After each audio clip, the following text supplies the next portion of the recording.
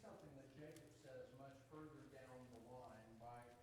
If my math is correct, he's 100. Well, he'll say so. He's 130 years old. Look at verse 8. Pharaoh said to Jacob, "How many years have you lived?" Kind of an interesting question for a Pharaoh to ask someone, don't you think? So Jacob said to Pharaoh, "The years of my sojourning are 130. Now, does anybody know how long Jacob lived? Yeah, that's right, 147. So he's going to be in Egypt for another 17 years, but to this point, at age 130, here's his assessment. I mean, he has just asked, how many years have you lived? But then he goes on to characterize those years as follows. Few and unpleasant have been the years of my life, nor have they attained the years that my fathers lived during the days of their sojourning. I don't want to get down in the weeds on this text because it's not the text we're actually supposed to study. Now, I can understand what he means when he says, few have been the years of my life, not relative to anything we experience now, obviously. But Abraham lived to 175. Isaac, even longer, to the age of 180. Here's Jacob at 130, maybe sensing he doesn't have that many years left. What's the overall tenor of how he characterizes his life? You don't have to be creative here. You can just draw upon the text. That his days have been evil. They've been, in this translation, says few and unpleasant. Anybody have a different rendering? Evil. Okay. So as he looks back on balance at his life, he sees a life that has experienced its share of trouble, has experienced its share of struggle. And I got to tell you, as I think about that, I have to believe that some of that has to do with the period we're going to study tonight. In Genesis chapter 29, Jacob has just left the protective confines of his father's house, in part because those confines are now no longer so protective and conducive to his well-being. Esau has said openly to anyone who will listen, "I'm going to kill him."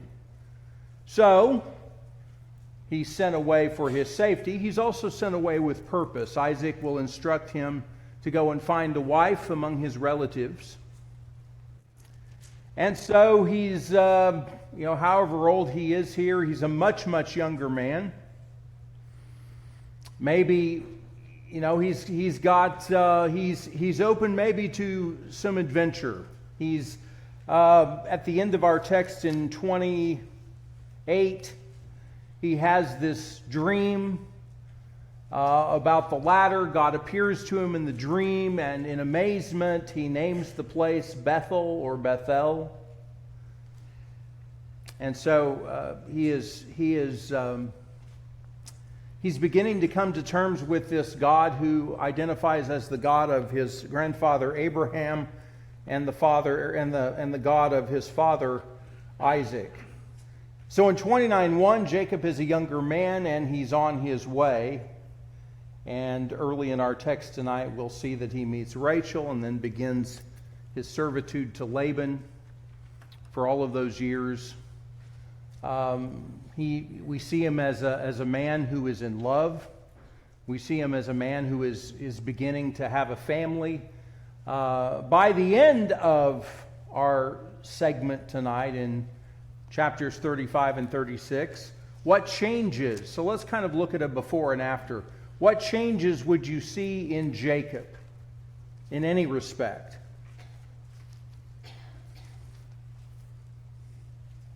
In fact, let me do you a solid here. I'm just going to put the I guess, the headings for our section up here. Just going to put them all up here at once. And it's the only slide I have tonight, so then I'll be done with this.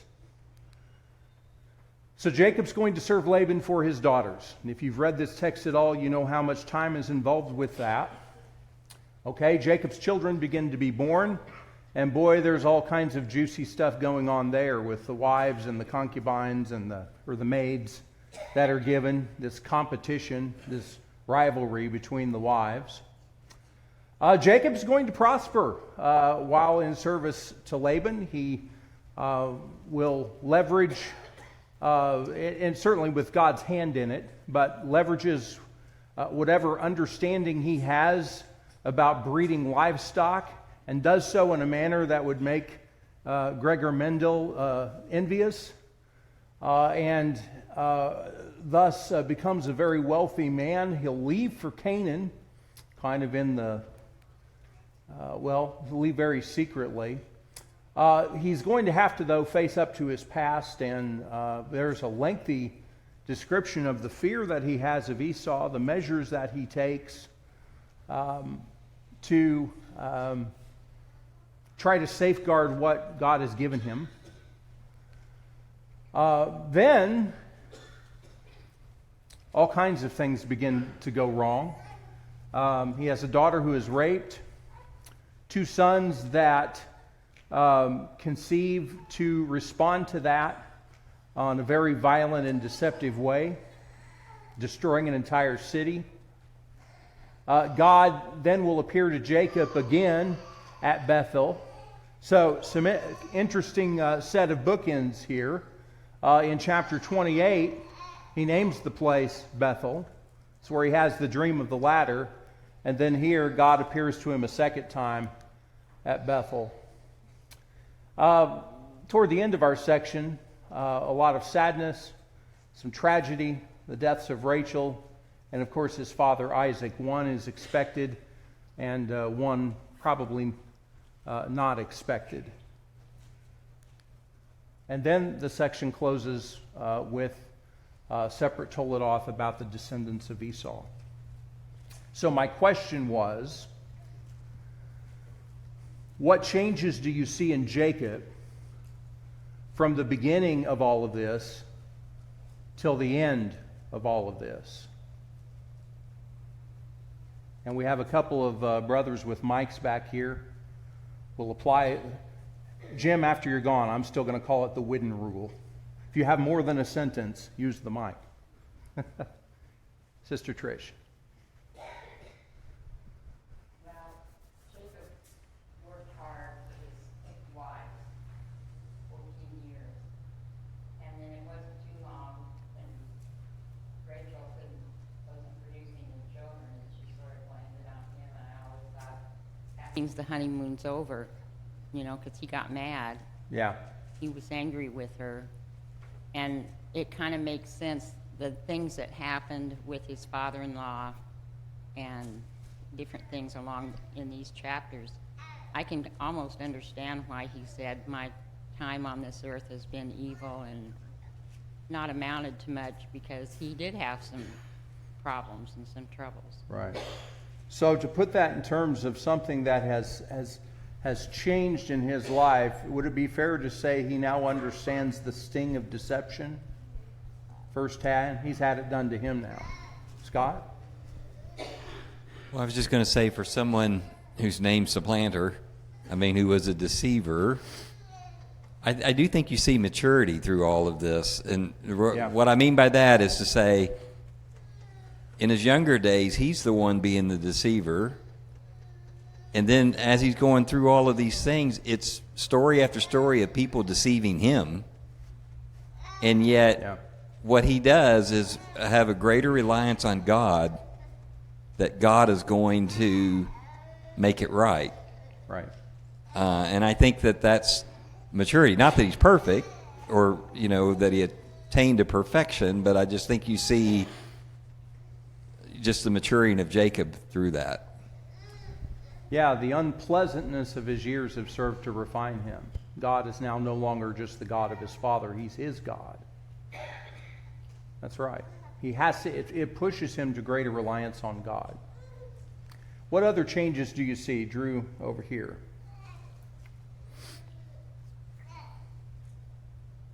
By the way, Drew, really loved your talk Sunday night. I can't get that expression out of my mind, who will be the snake crusher? If you didn't hear that, go back and listen to it. Go ahead. So maybe when he first is the deceiver, there's a foundational lack of trust that God is going to bless him and make good on some of those promises to him, so he feels like he has to take it for himself, and there's a lack of trust in God.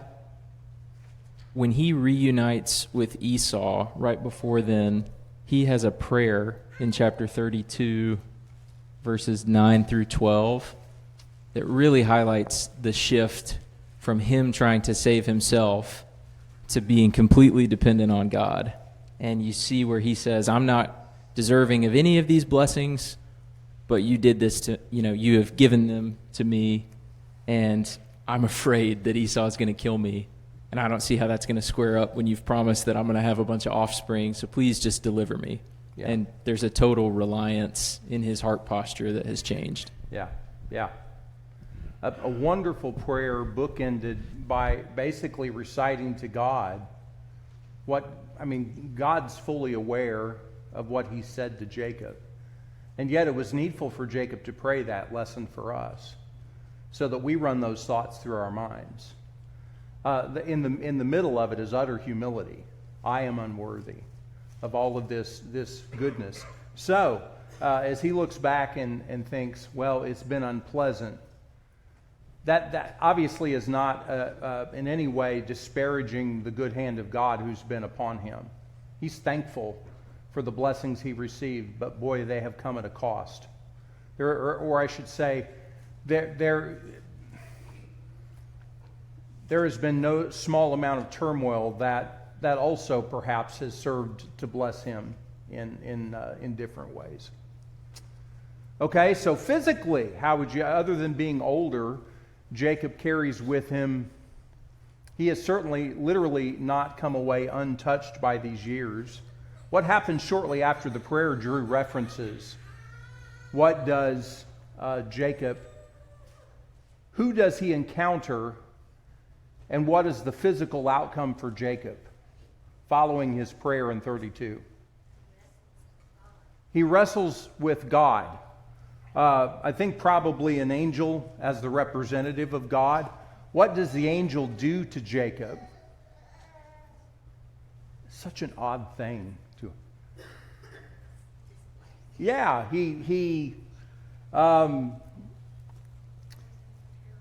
the socket of Jacob's thigh is dislocated. He touched the socket of his thigh. So that's all it says. So Jacob comes out of this with a very noticeable limp that the text comments on. He was limping on his thigh, verse 31, okay? And that'll be something that will affect the sons of Israel going forward. Somebody else had a comment. I didn't quite hear what was said. Okay. All right, any other changes to Jacob that you can think about? He's been brought low. He's grown in his faith, which those two things have to go together. We have to go low before the Lord can lift us up. Physically, he's older, but physically, he is literally not untouched by these years. Anything else you can think of? Sorry? Oh, yeah. Yeah, his name change. Oh, yeah, there's that. For the second time. Jacob, yeah, because when God appears to him in 28, verse 28, your name shall no longer be Jacob. Is that the first time that's said? I know later when God appears to him, he says it again. 35, okay. So 28 and 35, are those the only two places that God says it? 35:10, your name is Jacob. You shall no longer be called Jacob, but Israel shall be your name. Scott has mentioned that the name Jacob means supplanter. probably a play on words that has to do with the word heel. Remember, what was Jacob holding on to? Esau's heel. So it also just may carry this idea of somebody who follows behind as if to trip someone up.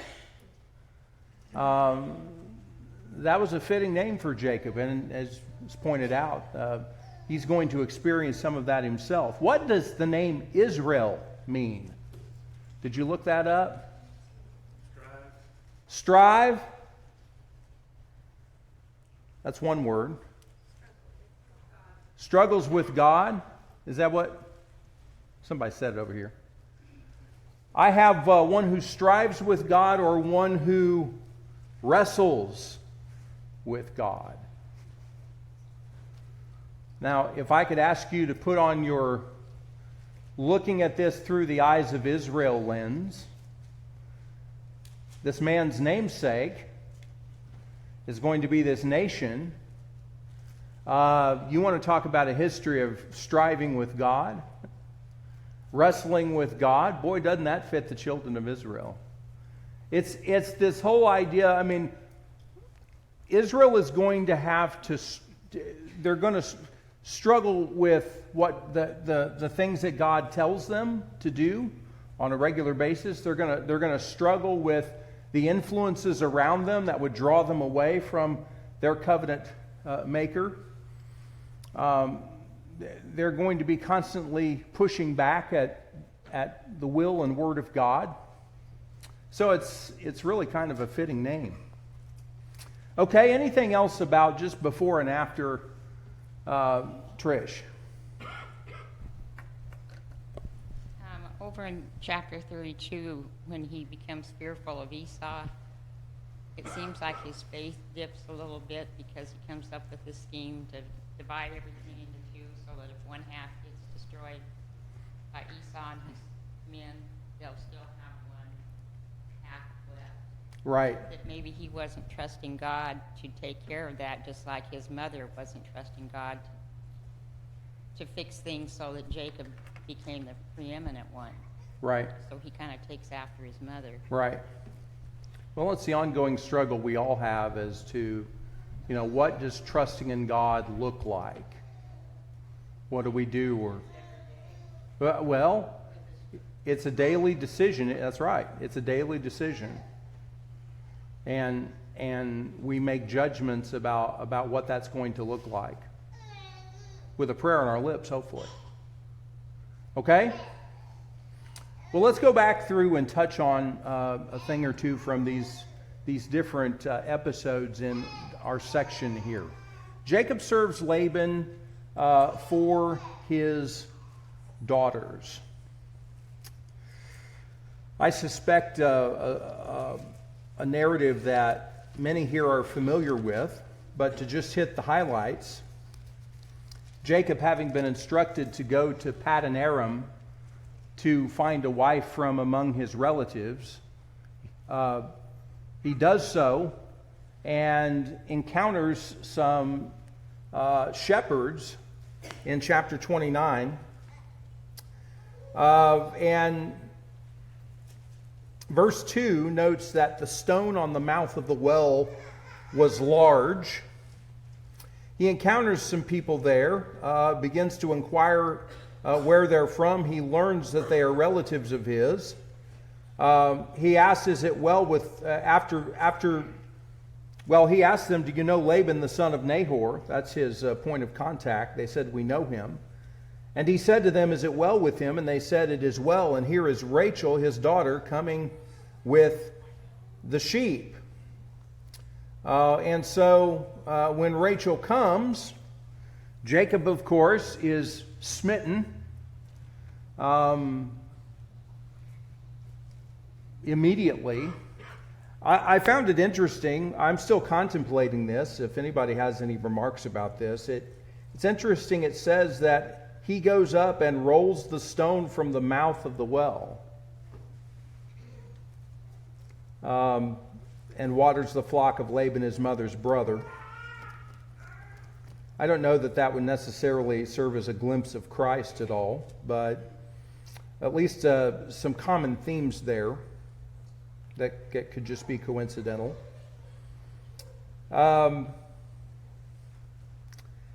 We're introduced in this chapter, of course, to the two daughters of Laban. We're given some insight into how they appeared in verses 16 and 17, and thus we're essentially informed as to what it was about Rachel that Jacob found so attractive. Jacob is attracted to Rachel based on her appearance. Laban has two daughters. The name of the older was Leah, and the name of the younger was Rachel. It says Leah's eyes were weak, but Rachel was beautiful of form and face. Now Jacob loved Rachel, and he proposes to serve 7 years, to spend 7 years in service to Laban for the privilege of getting to marry his younger daughter, Rachel. So initially, this it's all well and good. They strike this agreement.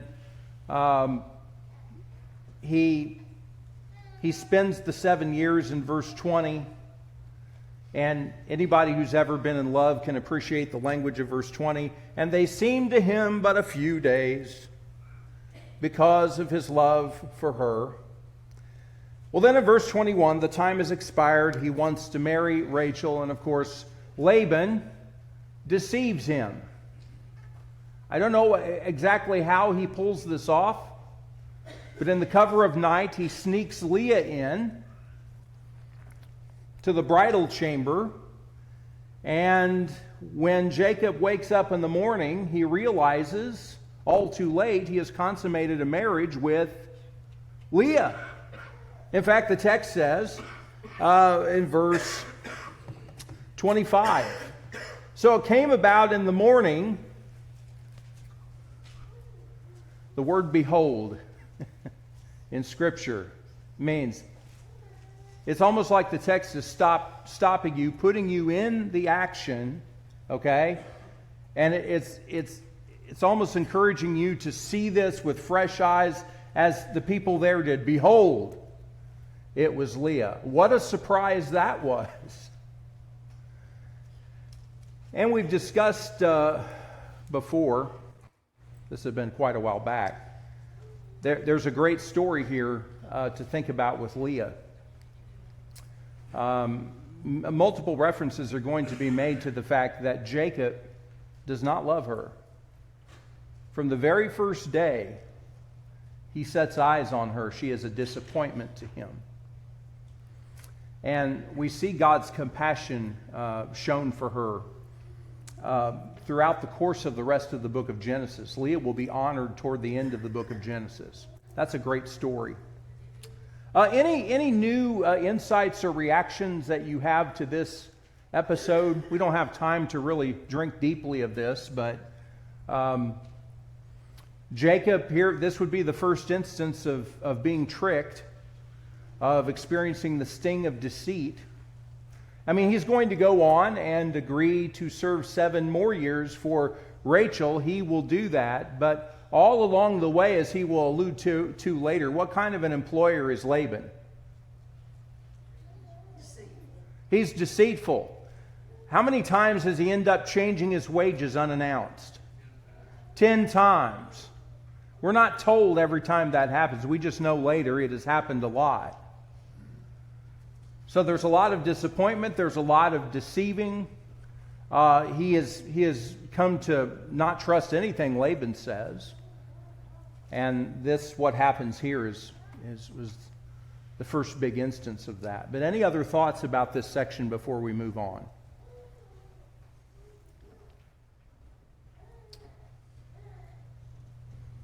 Okay. Can you appreciate, you don't have to answer out loud, can you appreciate how this episode would begin to refine Jacob? Can you see how this episode would begin to push Jacob closer to God? How far away? Anybody happen to look to see how far away Haran was from Beersheba? I mean, I did my little nerdy thing and got out my ruler and tried to figure out how many tick marks 50 miles was per my map. And then I don't think the crow would fly this far, but as the crow flies, it seemed like it was about 500 miles. But there are actually roads that go from point A to point B. So you actually map it, and driving it says it was like 650 miles. That's how far away he is from the protective confines of his father's tents. Who does he have there? He has his wives, although you could hardly blame Leah if there's a trust issue there. He has his wives, and that's it. It's him and God. So I want you to think about situations in your life and when you have felt alone and isolated, and maybe you don't think you're kind of in an Elijah mode. No one else cares. What do you do? And Jacob is going to endure. He's going to grow from this. All right? So then Jacob's children are born. You know, God has promised that your descendants will be like the sand on the seashore or like the stars of the sky. Well, the math needs to kind of pick up a little bit. Abraham had 2 sons, and God sent one of those away. Because there's only one son of promise. So if we're going to have descendants like the stars of the sky, eventually somebody's got to have some kids. And Jacob is going to have 12 sons. But how does that, I mean, not talking biologically, how that comes about. Tell me about the circumstances that contribute to so many kids being born.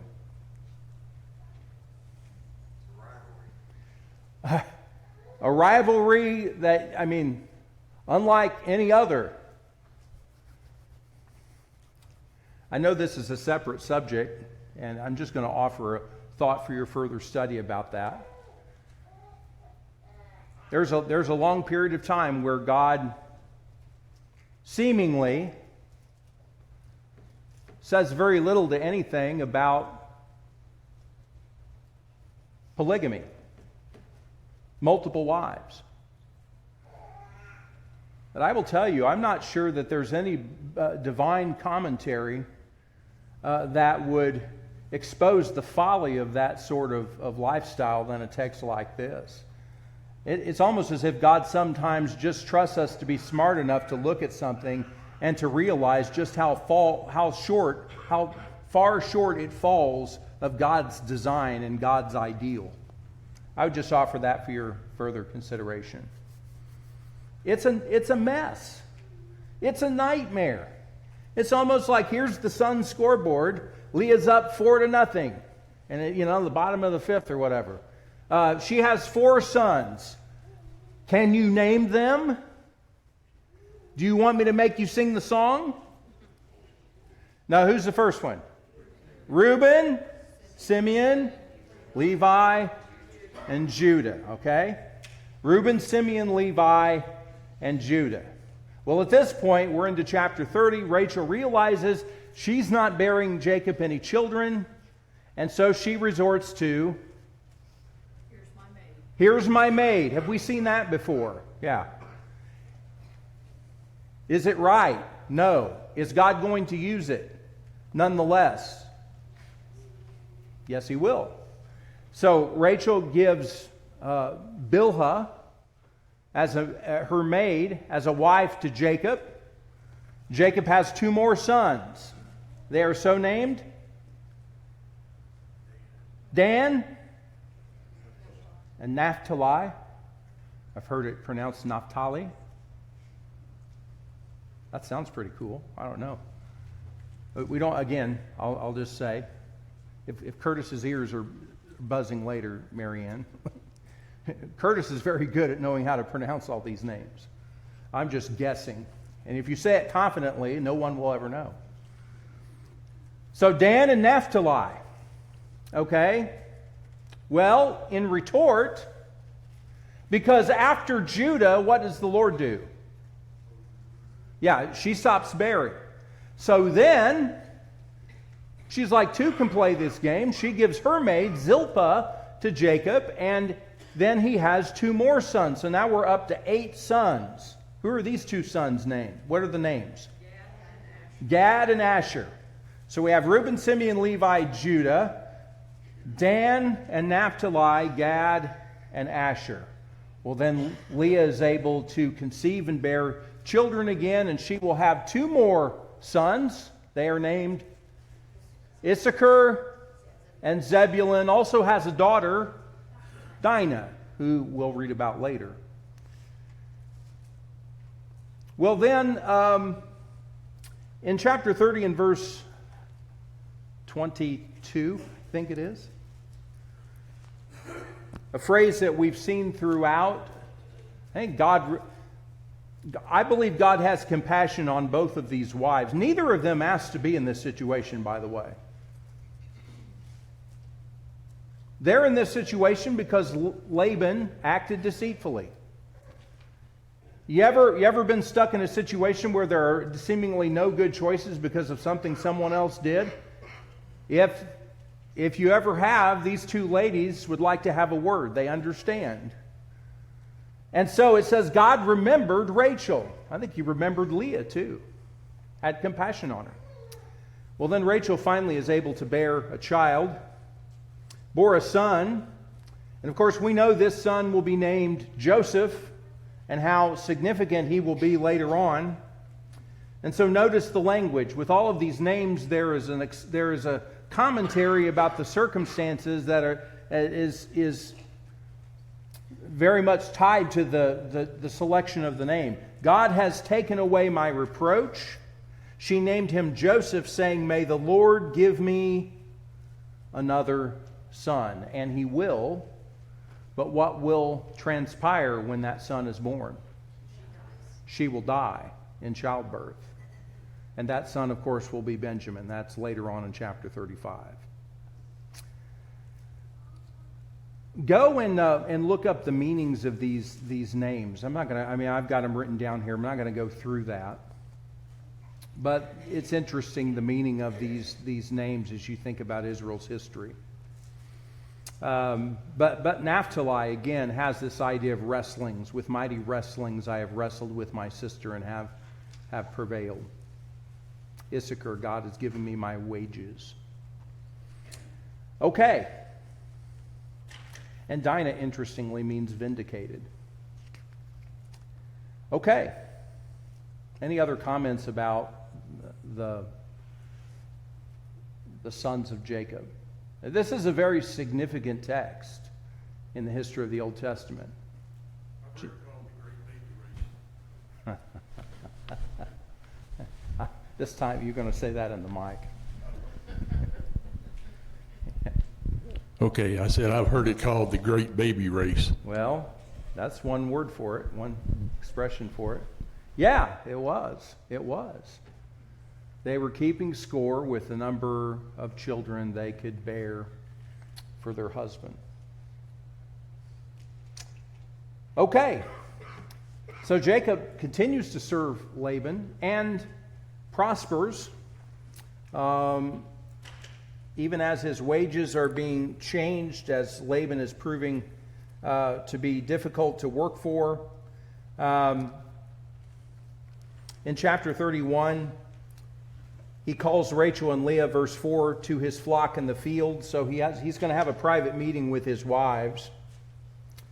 I see your father's attitude, verse 5, that it is not friendly toward me as formerly, but the God of my father has been with me. I want you to see those last few words there. Even as this is all going down, Jacob's mind increasingly is becoming God-centered. And he sees maybe he sees that there's a bigger picture here, but he sees that God has been with me. By the way, can we look ahead and see something of that attitude? Where do you think Joseph learned how to rely on God when away from home and isolated? I mean, if he had to have learned it from Jacob. Because we're not done talking about rivalry in Jacob's family, not even close. I mean, this is going to be the gift that keeps on giving with these sons born to different women and the rivalries between them. And so this is a sentiment we're going to see essentially reflected later, another generation down the line. Okay, so Jacob is prospering. And then at some point, chapter 31, he decides we're leaving for Canaan. Now, he doesn't just do so on a whim. He's instructed to leave by God. I did not write down exactly what verse that was. 31:3. There it is. Thank you. Then the Lord said to Jacob, return to the land of your fathers and to your relatives, and I will be with you. Now, in Jacob's words to his wives, he believes God has been with him. He also believes that God will be with him. And God indeed intervenes for him. He intervenes, speaks to Laban. They don't exactly have a very cordial final meeting, but they leave on friendly terms. They leave in peace. They make a covenant. And so God's purpose for this time in Jacob's life has been fulfilled. And now Jacob at this point is a father with 12 children, 11 sons and a daughter, on their way back to the land of Canaan. So he's gone from Bethel to Paddan Aram, which would be a north, if you were looking at it this way at the map, it's mostly north but a little bit to the east, so kind of north-northeast. All 600, 700 miles, whatever it ends up being. Don't know the precisely exact route they took. Children are born to Jacob during these years. And we know some time has passed because it was later on the sons are old enough to take revenge on the youngest child, Dinah, is raped. So some time has passed here. So they leave for Canaan, but then along the way, Jacob's past catches up with him. And he is told,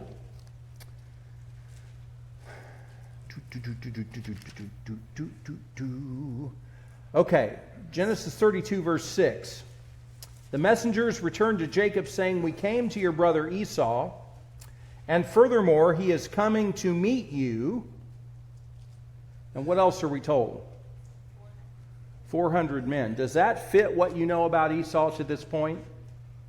He's a man of action. He's a hunter. He's a man of bloodshed. And oh yeah, by the way, he is a man who has been on record saying, I will do such and such to my brother. And so when Jacob hears this, naturally, he's very, very afraid. Very concerned. Esau is not a person to speak idly. When he brings 400 men, so here can I just put a Bible study thought out there? I couldn't prove this either way. I mean, we know Jacob is going to pray for deliverance. Does God grant that? Yeah, absolutely. I believe Esau's heart changes as a product of prayer.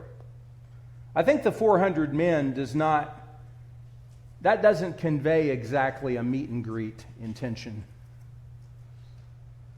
I think he's intent initially, again, I could not prove that. It's just when you read, you're contemplating like we all do. But this is powerful. This is powerful. Now, to the point made earlier, Jacob is going to divide up his possessions and his household into multiple camps.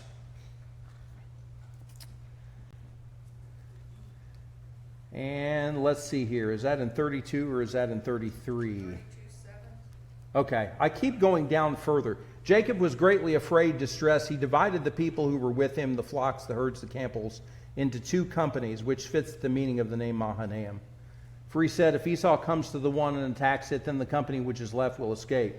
He is thinking somewhat practically. I could imagine any of us might have thought so. Who does he put at the very, very back, furthest away from any trouble? What? Rachel and Joseph. And then in front of them, Leah and her sons. So once again, he's showing preference. You could argue. Well, of course, Esau and Jacob meet, and it is not anything close to what Jacob had feared. It is a wonderful reunion. It is an emotional reunion, and they are able to make peace with one another and with the past. And Jacob is really here, sees the benefit of walking by faith. He has really had to walk by faith in chapter 32, at least in his praying, but his faith is still growing. And God indeed delivers him. And so Jacob continues on his way back, and he's going to make his way to the city of Shechem, where in chapter 34, as I mentioned, Dinah is raped. Who are the two sons of Jacob that respond in the violent manner? Simeon and Levi. Doesn't help Jacob standing in the land at all. When I study this, I mean, there's the retort that Simeon and Levi give to Jacob at the end of the chapter. Should he treat our sister as a harlot? What are you going to say to that? I mean, no, he shouldn't. But, of course, their actions make, what are Jacob's words here? Verse 30, you have brought trouble on me by making me odious among the inhabitants of the land. So, more heartbreak and suffering for Jacob. Jacob, again, is going to be named Israel. He's journeying back to Bethel. Verse 7 of chapter 35, he builds an altar there. And then he journeys from Bethel in verse 16. I know we're just thumbing through this. When there was still some distance to go to Ephrath, and yes, we'll later learn that's Bethlehem Ephrathah, the same Bethlehem. When there was still some distance to go, Rachel began to give birth, and she suffered severe labor. The midwife says to her, do not fear, for now you have another son. Remember what she said when Joseph was born? She was looking forward to God giving her another son. And he does, but Rachel dies in childbirth. She names the child Ben-Oni, or the son of my sorrow, but Jacob instead names him the son of the right hand. Probably a favor. How would you like to carry around the name son of my sorrow all your life? It was a blessing to Benjamin to be named something differently. But, I mean, after all that we've been told about the relationship Jacob and Rachel have and his feelings for her, it just says succinctly, Rachel dies and is buried on the way to Bethlehem. He sets up a pillar over her grave. But then it says in verse 21, he journeys on. Now, quick question before we end. I know better than to ask Michael, but I'll ask anyway. Are they on their way in? Oh, all right. Here's the question for the start of class next week. Why is chapter 36 here in your Bible?